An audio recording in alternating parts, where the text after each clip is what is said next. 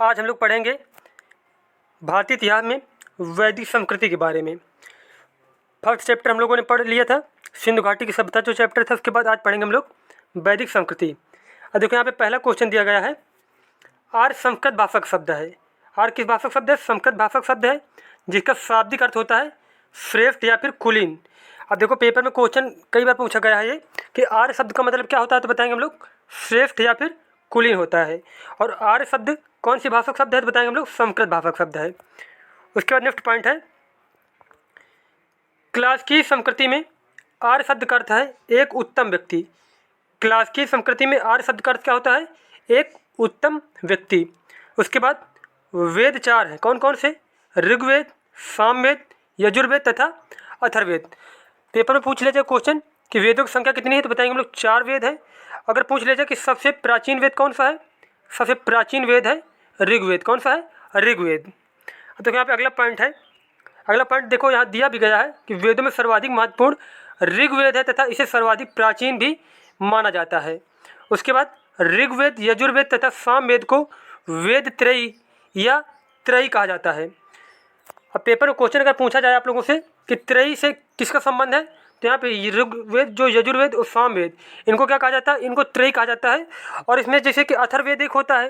अब पेपर में क्वेश्चन आ जाए कि इनमें से कौन सा वेद जो है त्रयी में सम्मिलित नहीं है, तो बताएंगे हम लोग जो अथर्ववेद होता है वह त्रयी में सम्मिलित नहीं होता है, जबकि ऋग्वेद और यजुर्वेद और सामवेद, इन्हीं तीनों के संकलन को कहा जाता है वेद त्रयी या फिर त्रयी। उसके बाद नेक्स्ट क्वेश्चन है, अगला पॉइंट हमारा है, वर्ण शब्द का सर्वप्रथम उल्लेख ऋग्वेद में मिलता है। कहाँ पे मिलता है? ऋग्वेद में मिलता है सर्वप्रथम वर्ण का उल्लेख। उसके बाद नेक्स्ट पॉइंट है, प्रारंभ में हम 3 वर्णों का उल्लेख पाते हैं, ब्रह्म, क्षत्र तथा विष का। उसके बाद ऋग्वेद के 10वें मंडल के पुरुष सूक्त में सर्वप्रथम शूद्र शब्द मिलता है। कहाँ पे सर्वप्रथम शूद्र शब्द मिलता है? ऋग्वेद में मिलता है। और ऋग्वेद के कौन से मंडल में? 10वें मंडल में। और कौन से सूक्त में मिलता है, तो बताएंगे हम लोग पुरुष सूक्त में। उसके बाद नेक्स्ट पॉइंट है, यहाँ चारों वर्णों की उत्पत्ति एक विराट पुरुष के विभिन्न अंगों से बताई गई है। किससे बताई गई? जो चारों वर्ण है उसकी उत्पत्ति हुई है एक विराट पुरुष के विभिन्न अंगों से। उसके बाद अथर्ववेद में औषधियों का भी वर्णन है। औषधियों का वर्णन कहाँ पे है? अथर्ववेद में है। ऋग्वेद में ईश्वर की महिमा, देवताओं की स्थिति, यजुर्वेद में कर्मकांड, बलिदान विधि एवं सामवेद में संगीत का विस्तृत उल्लेख है। अब देखो ये क्वेश्चन बहुत ही बार पूछा गया है कि जो संगीत का उद्गम किस वेद से माना जाता है, बताएंगे हम लोग सामवेद से। किससे? सामवेद से। और कर्मकांड में किसमें ज़्यादा जोर देगा, कौन से वेद में, तो बताएंगे हम लोग यजुर्वेद में। किसमें? यजुर्वेद में कर्मकांड और बलिदान विधि का ज़्यादा उल्लेख किया गया है। उसके बाद अगला है ईश्वर महिमा, देवताओं की स्तुति के बारे में ऋग्वेद में बताया गया है। और इसके बाद नेक्स्ट पॉइंट है, ऋग्वेद में स्रोत एवं प्रार्थनाएं हैं, इसमें कुल 1028 सूक्त हैं। कितने सूक्त हैं? 1028 सूक्त हैं। और ऋग्वेद में कुल 10 मंडल हैं। मंडलों की संख्या कितनी है? 10 मंडल है और 1028 सूक्त हैं। उसके बाद अगला पॉइंट है, ऋग्वेद के दूसरे से 7वें मंडल की ऋचाएँ सबसे प्राचीन हैं। कौन कौन सी ऋचाएँ सबसे प्राचीन हैं? दूसरे से लगाकर जो 7वें मंडल तक की ऋचाएँ हैं वो सबसे प्राचीन है। पहला और 10वां मंडल नवीनतम है। पहला और 10वां मंडल नवीनतम है। ऋग्वेद के 9वें मंडल के सभी 114 सूक्त सोम को समर्पित हैं। किसको समर्पित है? सोम को। और 9वें मंडल में कितने सूक्त हैं, तो बताएंगे लोग 114 सूक्त हैं। उसके बाद नेक्स्ट पॉइंट है, अथर्ववेद में कुल 20 मंडल एवं 730 सूक्त तथा 5987 मंत्र हैं। इनमें 1200 मंत्र ऋग्वेद से लिए गए हैं। इसमें तंत्र मंत्र एवं वशीकरण के संदर्भ में साक्ष्य मिलता है। अब यही क्वेश्चन कई बार पूछा गया है कि जो है तंत्र मंत्र और वशीकरण और जो है ज़्यादातर जो पाखंड वगैरह जो है ज़्यादा, जिसमें से किस वेद में बताया गया, बताएंगे हम लोग अथर्ववेद में। अथर्ववेद में क्या है, जैसे कि जो टोटका वगैरह होते हैं उसके बारे में ज़्यादा जानकारी मिलती है अथर्ववेद में। उसके बाद अगला पॉइंट है, यज्ञ संबंधी विधि विधानों का पता यजुर्वेद से चलता है। किससे चलता है? यज्ञ संबंधी विधि विधानों का पता यजुर्वेद से चलता है। यजुर्वेद के 2 भाग हैं। पहला शुक्ल यजुर्वेद जो केवल पद्य में है, तथा उसके बाद कृष्ण यजुर्वेद जो कि पद्य और गद्य दोनों में है। और यहाँ पे देखो यही क्वेश्चन पूछा जाता है कई बार कि कौन सा वेद है जो गद्य और पद्य दोनों में लिखा गया है। तो बताएंगे हम लोग यजुर्वेद। कौन सा वेद? यजुर्वेद। और यजुर्वेद के दो भाग हैं, शुक्ल यजुर्वेद जो केवल पद्य में है, उसके बाद कृष्ण यजुर्वेद जो केवल जो गद्य और पद्य दोनों में है। उसके बाद अगला है शुक्ल यजुर्वेद को वाजपेयी संहिता भी कहा जाता है। क्या कहा जाता है? वाजपेयी संहिता भी कहा जाता है शुक्ल यजुर्वेद को। उसके बाद यजुर्वेद का अंतिम भाग ईशोपनिषद है। कौन सा है? ईशोपनिषद है, जिसका संबंध याज्ञिक अनुष्ठान से न होकर आध्यात्मिक चिंतन से है। किससे है? याज्ञिक अनुष्ठान से नहीं है, जबकि आध्यात्मिक चिंतन से है। उसके बाद नेक्स्ट पॉइंट है सामवेद में कुल 1875 ऋचाएँ हैं। कितनी ऋचाएँ हैं? 1875 ऋचाएँ हैं, जिनमें से 75 जबकि कुछ विद्वानों के अनुसार 99 को छोड़कर शेष सभी ऋग्वेद में भी उपलब्ध हैं। अब यहाँ देखो क्या बताया गया कि सामवेद में कुल ऋचाओं की संख्या कितनी है? 1875 है, लेकिन जिनमें 75 ऋचाएँ और 99 ऋचाएँ। कुछ लोग मानते हैं कि 99 ऋचाएँ और कुछ लोग मानते हैं 75 ऋचाएँ जो है केवल सामवेद की हैं, और बाकी जो ऋचाएँ ली गई हैं वो सारी ली गई हैं कहाँ से? ऋग्वेद से। उसके बाद नेक्स्ट पॉइंट है सामवेद की 3 मुख्य शाखाएँ हैं। कौन कौन सी? नंबर 1 कौथुम, नंबर 2 है राणायनी और नंबर 3 है जैमिनी। सामवेद की कितनी शाखाएँ? 3 शाखाएँ हैं, कौथुम, राणायनी और जैमिनी। उसके बाद उपनिषद दर्शन पर आधारित पुस्तकें हैं। किस पर आधारित हैं? दर्शन पर। अगर पेपर में क्वेश्चन आ जाए कि उपनिषद किस पर आधारित पुस्तकें हैं, तो बताएंगे हम लोग दर्शन पर। और उपनिषद का मतलब क्या होता है? उपनिषद का मतलब होता है पास बैठना। क्या होता है? पास बैठना। उसके बाद अगला क्वेश्चन है उपनिषद को वेदांत भी कहा जाता है। क्या कहा जाता है? वेदांत कहा जाता है। उपनिषदों में प्रथम बार मोक्ष की चर्चा मिलती है। सर्वप्रथम मोक्ष की चर्चा कहाँ पे मिलती है? उपनिषदों में प्रथम बार मोक्ष की चर्चा मिलती है। उसके बाद कठोपनिषद में यम और नचिकेता का संवाद उल्लिखित है। यम और नचिकेता का संवाद कहाँ पे है? कठोपनिषद में। उसके बाद उपनिषदों में कुछ क्षत्रिय राजाओं के उल्लेख प्राप्त होते हैं। विदेह के राजा जनक, पांचाल के राजा प्रवाहण, जाबाल, केकय के राजा अश्वपति और काशी के राजा अजातशत्रु प्रमुख थे। अब देखो उपनिषद में जो है कुछ राजाओं के बारे में जानकारी मिलती है। उनमें से कौन कौन से राजा हैं जो उपनिषदों में जिनकी जानकारी मिलती है? वो हैं विदेह के राजा जनक, पांचाल के राजा प्रवाहण, जाबाल, उसके बाद केकय के राजा अश्वपति और काशी के राजा कौन है? अजातशत्रु। इनके बारे में जानकारी मिलती है उपनिषदों में। उसके बाद अगला है पॉइंट वैदिक संहिताओं का सही क्रम है। वैदिक संहिताओं का सही क्रम क्या होता है कि वैदिक संहिताएं होती हैं, फिर ब्राह्मण होते हैं, फिर आरण्यक होते हैं और फिर उसके बाद उपनिषद होते हैं। उसके बाद अगला क्वेश्चन हमारा है कि सिंधु नदी का ऋग्वैदिक काल में सर्वाधिक महत्व था, इसी कारण इसका उल्लेख ऋग्वेद में सर्वाधिक हुआ है। अब देखो सिंधु नदी का ऋग्वैदिक काल में सर्वाधिक महत्व था। उसके बाद अगर पूछ लिया जाए कि जो है सर्वाधिक उल्लेख किस नदी का हुआ ऋग्वेद में, तो बताएंगे हम लोग सिंधु नदी का। किसका? सिंधु नदी का। उसके बाद अगला पॉइंट है सरस्वती ऋग्वैदिक आर्यों की सर्वाधिक पवित्र नदी थी। कौन सबसे पवित्र नदी थी? सरस्वती। सरस्वती को मातेतमा, देवीतमा एवं नदीतमा कहा गया है। ऋग्वेद में लिखित कुभा जिसे काबुल बोलते हैं, कुर्म को कुर्रम और गोमती को गोमल, सुवात को स्वात नदियाँ अफगानिस्तान में बहती थी। कौन कौन सी नदियाँ अफगानिस्तान में बहती थी? देखो कुभा जिसे काबुल बोला गया, कुर्म कुर्रम, गोमती गोमल, सुवात जिसे स्वात भी कहा गया, ये सब कहाँ पे बहती थी? अफगानिस्तान में। अब देखो अफगानिस्तान में बहती थी ये तो चलो ठीक है, लेकिन यहाँ पे क्वेश्चन जो बनते हैं ऐसे क्वेश्चन बनते हैं कि जो है उसमें वैदिक सभ्यता में जो वैदिक काल में गोमती का क्या नाम था? गोमती नदी को क्या कहते थे? गोमल कहते थे। सुवात को क्या कहते थे? स्वात कहते थे। काबुल को क्या कहते थे? कुभा कहते थे।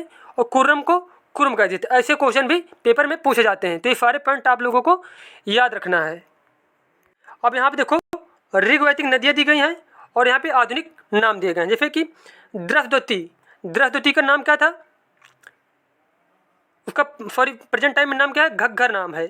घग्गर नाम है प्रेजेंट टाइम में। और ऋग्वैदिक नदियाँ जो थी ऋग्वैदिक काल में या फिर वैदिक सभ्यता काल में क्या नाम था उसका?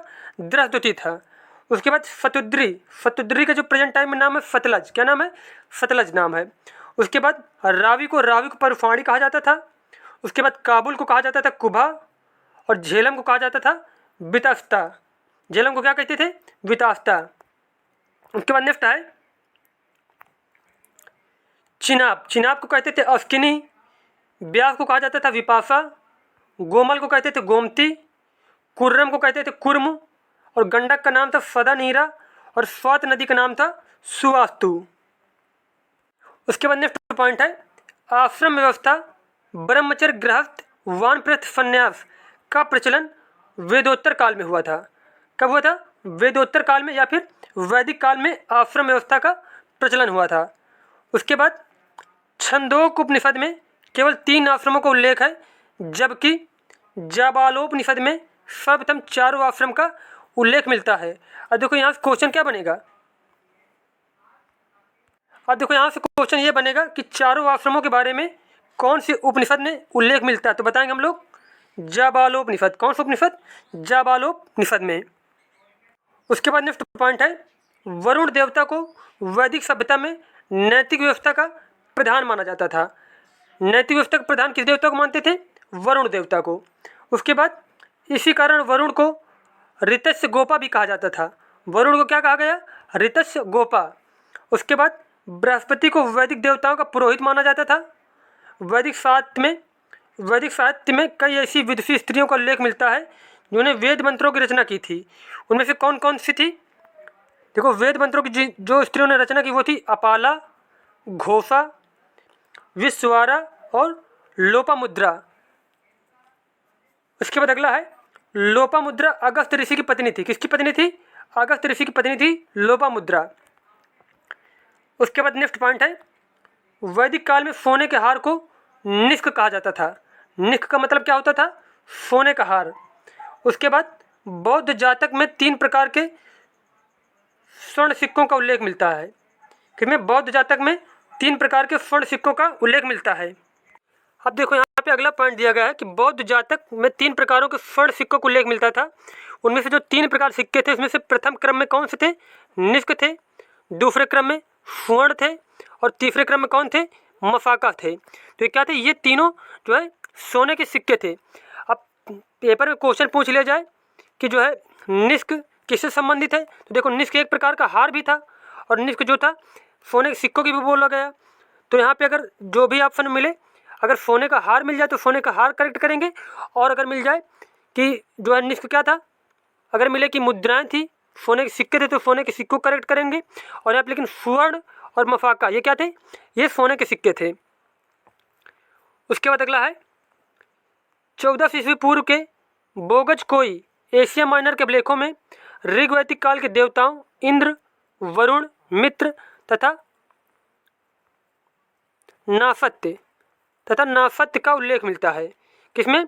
बोगज गोई एशिया माइनर के अभिलेख में किनका किनका उल्लेख मिलता है? इंद्र का उल्लेख मिलता है, वरुण का उल्लेख मिलता है, मित्र का उल्लेख मिलता है, और नासत्य का उल्लेख मिलता है। उसके बाद बाल गंगाधर तिलक ने आर्यों के आदि देश के बारे में लिखा था। किसके बारे में? आर्यों के आदि देश के बारे में लिखा था बाल गंगाधर तिलक ने। शतपथ ब्राह्मण यजुर्वेद का ब्राह्मण है। किसका ब्राह्मण है? शतपथ ब्राह्मण यजुर्वेद का ब्राह्मण है। उसके बाद नेक्स्ट पॉइंट है पुरुष मेध का उल्लेख शतपथ ब्राह्मण में हुआ। किसका हुआ है? पुरुष मेध का उल्लेख हुआ है शतपथ ब्राह्मण में। उसके बाद नेक्स्ट पॉइंट है गोत्र शब्द का सर्वप्रथम उल्लेख ऋग्वेद में हुआ था। कहाँ पे? ऋग्वेद में सर्वप्रथम गोत्र शब्द का उल्लेख हुआ था। ऋग्वैदिक काल में यज्ञ की प्रधानता थी। किसकी? यज्ञ की प्रधानता थी ऋग्वैदिक काल में। उसके बाद अगला पॉइंट है बहुत ज़्यादा इंपॉर्टेंट है, मोस्ट इंपॉर्टेंट पॉइंट है। ये पॉइंट तो आप लोगों को भूलना, सारे इंपॉर्टेंट है। उससे भी घटना चक्र की बुक जो थी, जो है मतलब 1 नंबर की बुक आती है, इससे अच्छी कोई बुक आती ही नहीं। अब यहाँ लेकिन ये जो पॉइंट है बहुत बार पूछा गया है कि 10 राज युद्ध का उल्लेख ऋग्वेद के 7वें मंडल में है, जो 10 राजाओं का युद्ध पारफड़ी नदी, आधुनिक रावी नदी के तट पर लड़ा गया, जिसमें भरतों के राजा सुदास की विजय हुई थी। अब देखो ये क्वेश्चन बहुत ही बार पूछा गया है कि जो है दफराज युद्ध किस नदी के तट पर लड़ा गया था। तो आप देखो परफाड़ी अगर मिले तो परफाड़ी को करेक्ट करेंगे, और अगर रावी मिल जाए तो रावी को करेक्ट करेंगे, क्योंकि रावी का ही प्राचीन नाम है परफाणी नदी। और ये पूछ लीजिए किसकी विजय हुई थी, तो बताएंगे हम लोग सुदास की। किसकी? सुदास की विजय हुई थी। और इसका उल्लेख कहाँ पे है ऋग्वेद में? तो 7वें मंडल में। कहाँ पे है? 7वें मंडल में है। उसके बाद अगला पॉइंट है ऋग्वैदिक आर्यों के पंचजनों में यदु, द्रुह, पुरु, अनु, तुरफु शामिल थे। कौन कौन से शामिल थे आर्यों के पंचजनों में? आर्यों के पंचजनों में शामिल थे यदु शामिल थे, द्रुह शामिल थे, पुरु शामिल थे, अनु शामिल थे और तुरफु शामिल थे। उसके बाद ऋग्वेद में उल्लिखित यव शब्द जौ से तदात्मत्य स्थापित किया गया है। अब देखो पेपर में यही क्वेश्चन पूछा गया है बहुत बार कि जो है जौ के लिए ऋग्वेद में कौन सा शब्द यूज किया गया है, तो बताएंगे हम लोग यव शब्द। क्या किया गया है? यव शब्द।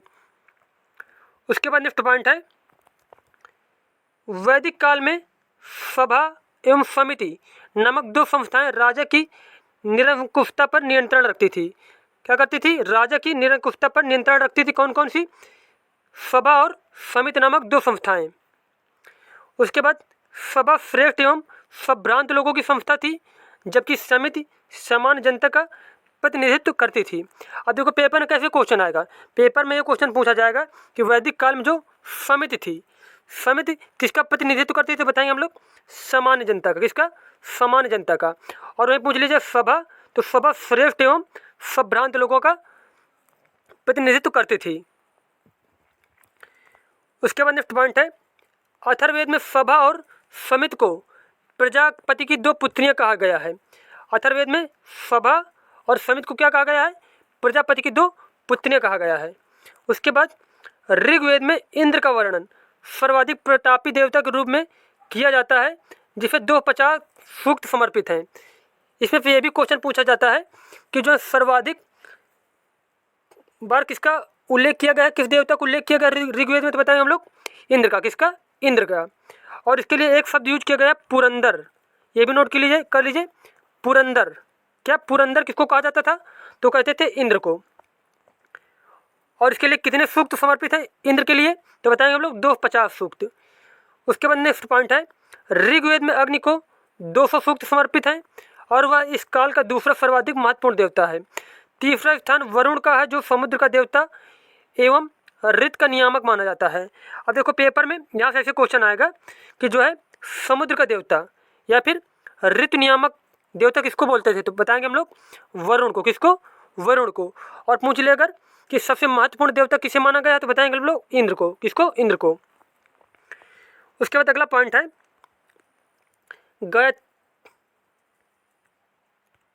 नेक्स्ट पॉइंट हमारा है गायत्री मंत्र ऋग्वेद में उल्लिखित है। इसके रचनाकार विश्वामित्र हैं। कौन है इसका रचनाकार? विश्वामित्र हैं। और कहाँ पे इसका उल्लेख मिलता है? ऋग्वेद में। उसके बाद नेक्स्ट पॉइंट है गायत्री मंत्र का उल्लेख ऋग्वेद के तीसरे मंडल में। कहाँ पे है?